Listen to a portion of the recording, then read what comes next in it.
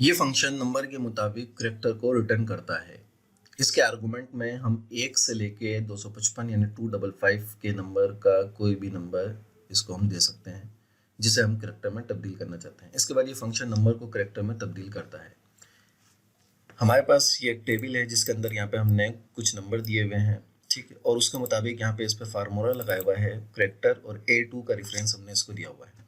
तो उसके बाद इसने देखें 34 को जो इसका कोड है इससे रिलेटेड उसने करैक्टर को यहाँ पे दे दिया है। इसी तरह यहाँ 33 का जो करैक्टर बनता है वो इसने यहाँ पे दे दिया है। 65 जो है वो यहाँ पे A बनता है, इसको हम 66 करेंगे तो ये B बन जाएगा, ठीक है। तो इस तरीके से जो भी ये नंबर हम इसको देंगे उस नंबर से रिलेटेड 255 के अंदर अंदर जो भी कोड होगा वो यहाँ दे देगा। फॉर एग्जांपल मैंने ये नंबर इसको दे दिया, इसी तरह 150 अगर यहाँ दे देता हूँ, यहाँ पे 255 दे दूँ तो ये करैक्टर बन गया।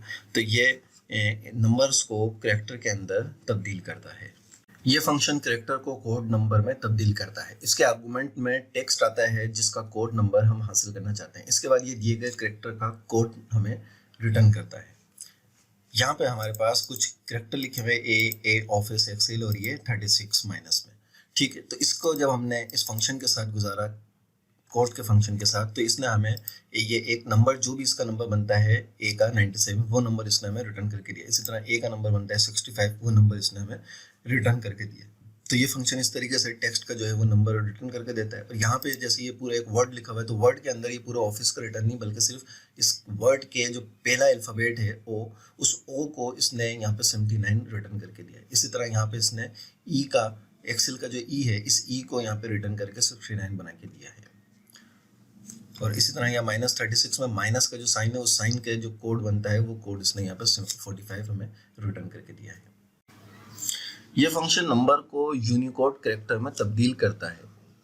इसके आर्गुमेंट में एक नंबर आता है जिसे हम यूनिकोड में तब्दील कराना चाहते हैं। इसके बाद ये फंक्शन इस नंबर को यूनिकोड करैक्टर में तब्दील करके देता है। इससे पहले आपने फंक्शन देखा होगा CHAR जो कि करैक्टर का था, उसके अंदर वो हमें नंबर को एक करैक्टर में कन्वर्ट करके देता है। लेकिन ये यूनिक करैक्टर जो है ये नंबर को यूनिकोड के अंदर, यूनिकोड का जो करैक्टर होता है उसके अंदर तब्दील करके हमें देता है। यूनिकोड का मतलब उर्दू के अल्फ़ाबेट हो गए और इसी तरह अरबी के और भी इंग्लिश के अलावा जितनी भी ज़बानें हैं वो सब यूनिकोड के अंदर आ जाती है। तो ये उन तमाम ज़बानों के जो है वो देता है। जिस तरीके से आप इस मिसाल के अंदर भी देख सकते हैं कि यहाँ पे ये इंग्लिश के अलावा बाकी भी ये किसी और ज़बान का है, ये कोई और ज़बान है, ये किसी और ज़बान का अल्फ़ाबेट भी इसने यहाँ पे हमें दिए हैं।